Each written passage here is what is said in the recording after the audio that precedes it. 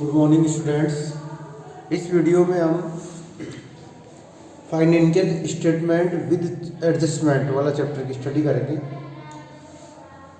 Financial statement with adjustment. Last chapter में हमने financial statement की स्टडी की थी। Financial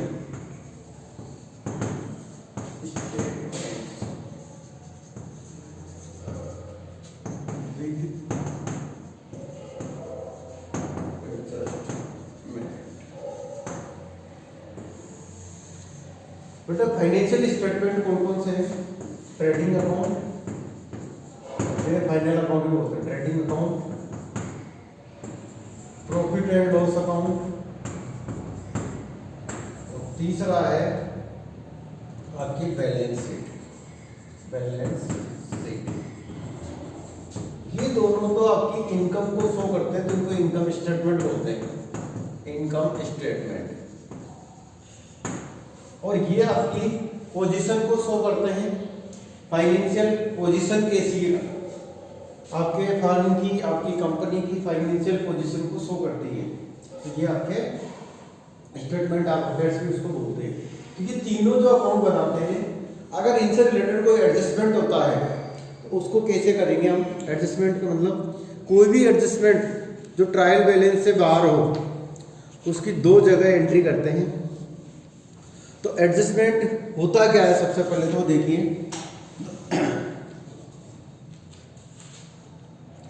in order to ascertain the true profit or loss of the business for a particular year, it is necessary that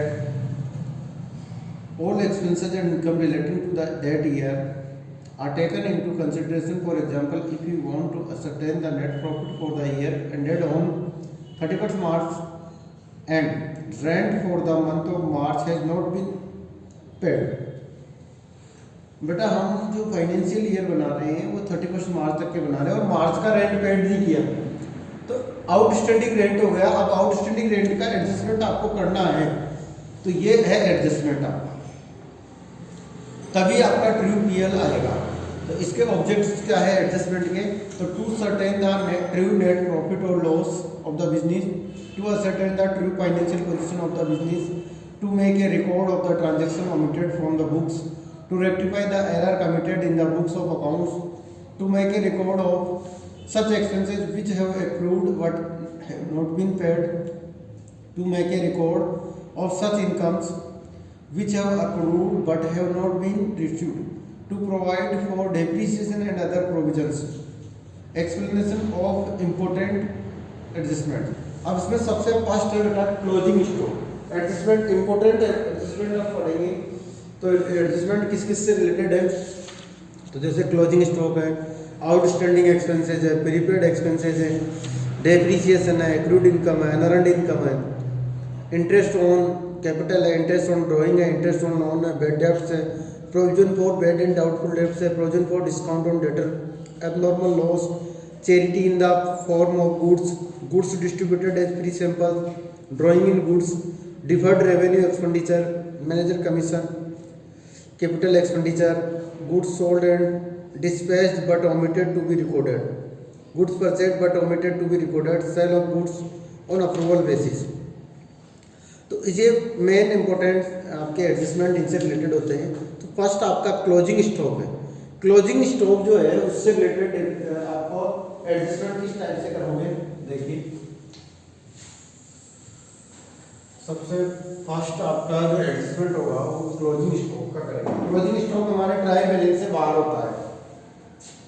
closing stock एक होता है opening stock जो तो ट्रायल बैलेंस में आता है। एक तो ओपनिंग स्टॉक होता है जो आपके ट्रायल बैलेंस में आता है, और दूसरा क्लोजिंग स्टॉक होता है जो ट्रायल बैलेंस में नहीं आता है। ये ट्रायल बैलेंस के बाहर आता है, तो इसका एडजस्टमेंट करना आता है। एडजस्टमेंट में दो जगह इसकी एंट्री करते हैं, एक तो ट्रेडिंग में लिखते हैं इसको, एक बैलेंस शीट में लिखते हैं। तो इसकी एडजस्ट जो फाइनल एंट्री होगी वो होगी closing stock account debit to trading account. Trading में लिखते हैं किसको? ट्रेडिंग में CR में लिखते हैं, ट्रेडिंग अकाउंट में लिखेंगे। तो closing stock account debit to trading account, closing stock brought into books. इसको देखो बेटा, कॉस्ट प्राइस और रियलाइजेबल वैल्यू दोनों में से जो कम होगा उसमें लिखेंगे, कॉस्ट और रियलाइजेबल वैल्यू।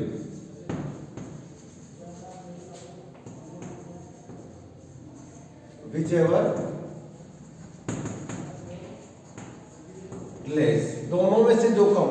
कॉस्ट, इसकी जो कॉस्ट है वो, और आज की डेट में इसका जो हम इससे जो पैसे ले सकते हैं वो, उन दोनों में से जो कम होगा उसको हम लेंगे क्लोजिंग स्टॉक में। फॉर एग्जांपल जैसे कोई स्टॉक आपका 1,20,000 में परचेज किया था, वो आपका बचा हुआ है और आज की डेट में उसको 90 में ही बेचा जा सकता है, तो 90,000 ही उसकी क्या होगी, वैल्यू होगी। अब इसको फाइनल अकाउंट में देखो, इस क्लोजिंग स्टॉक को कहाँ कहाँ लिखेंगे। एक तो इसको ट्रेडिंग अकाउंट में CR फाइल लिखेंगे, और बैलेंस शीट में असेट साइड लिखेंगे। दो जगह एडजस्टमेंट, कोई भी एडजस्टमेंट है ना उसकी दो जगह एंट्री होती है।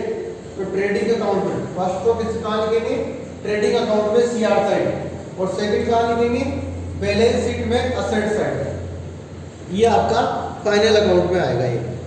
तो क्लोजिंग स्टॉक का एडजस्टमेंट जो होगा, उसकी एडजस्टमेंट की एंट्री तो ये होगी, इसके जो क्लोजिंग स्टॉक की जो क्लोजिंग एंट्री होगी वो तो ये होगी ट्रांसफर करने की, क्लोजिंग स्टॉक टू ट्रेडिंग। अब इसकी दो जगह एंट्री करनी है, ट्रेडिंग अकाउंट में CR में, और एक बैलेंस शीट के असेट साइड। करंट असेट्स होती है, असेट्स में भी कौन सी, करंट असेट्स, एक होती है फिक्स्ड असेट्स, एक होती है करंट असेट्स।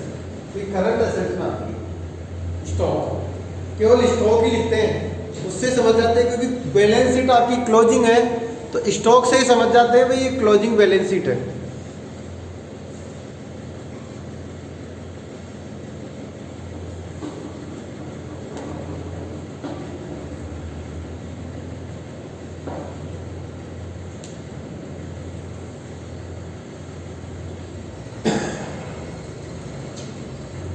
ये आपका क्लोजिंग स्टॉक का एडजस्टमेंट कंप्लीट हो गया। इसके बाद में आउटस्टैंडिंग एक्सपेंसेस,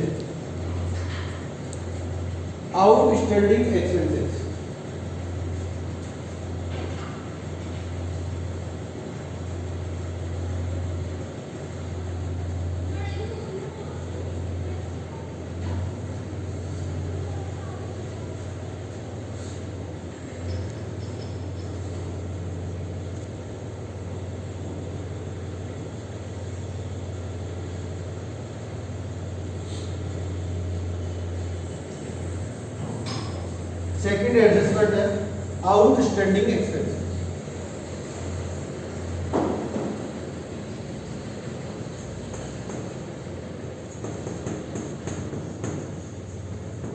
आउटस्टैंडिंग एक्सपेंसेस का मतलब expenses due but not paid. Expenses due तो हो गया लेकिन पेड नहीं हुआ, उसको आउटस्टैंडिंग एक्सपेंसेस बोलते हैं।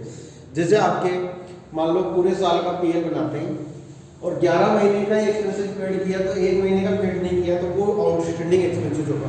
अब आउटस्टैंडिंग एक्सपेंसेस जो है उसकी फाइनल एंट्री कैसे करेंगे, उसकी क्लोजिंग एंट्री कैसे करेंगे। तो देखो मान लो जो भी एक्सपेंसेस आउटस्टैंडिंग है तो एक्सपेंसेस को तो डेबिट करना है। जैसे आपका मान लो सैलरी डेबिट है, सैलरी को कर दो, सैलरी अकाउंट डेबिट, जैसे सैलरी आउटस्टैंडिंग है, salary account debit to outstanding salary का अकाउंट ओपन कर लेंगे। अब बेटा ये आउटस्टैंडिंग सैलरी जो है ना ये पर्सनल अकाउंट हो गया, ये पर्सनल अकाउंट का मतलब बैलेंस शीट में जाएगा ये। और ये कौन सा अकाउंट है, ये नॉमिनल अकाउंट है।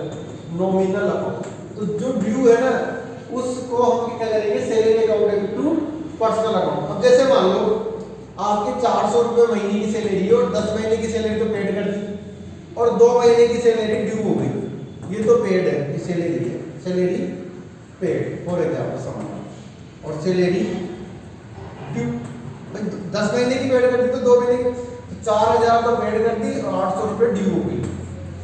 तो जो 4000 पेड करी थी तो उसकी एंट्री हमने करी थी salary account debit to cash. चलो अब अपन को तो पहले पीएल में तो कितनी दिखानी है 4800 की, 12 महीने की तो 4800 की, तो जो ड्यू रही ना उसको क्या लिखेंगे salary account debit to outstanding salary. ये 800 रुपये और आ जाएंगे सैलरी। तो सैलरी तो यहाँ 4000 डेबिट हुई, यहाँ 800 हुई, 4800 गई और यहाँ केस गया 4000 तो 800 रुपये ड्यू हो गई, यानी ये लाइबिलिटीज हो गई आपकी। ये क्या है आपकी आउटस्टैंडिंग सैलरी जो है आपकी लाइबिलिटीज है। तो पेड करने की एंट्री है, ड्यू रही तो उसकी एंट्री, तो सैलरी टू आउटस्टैंडिंग सैलरी। ऐसे वेजेज हो तो वेजेज टू आउटस्टैंडिंग वेजेज।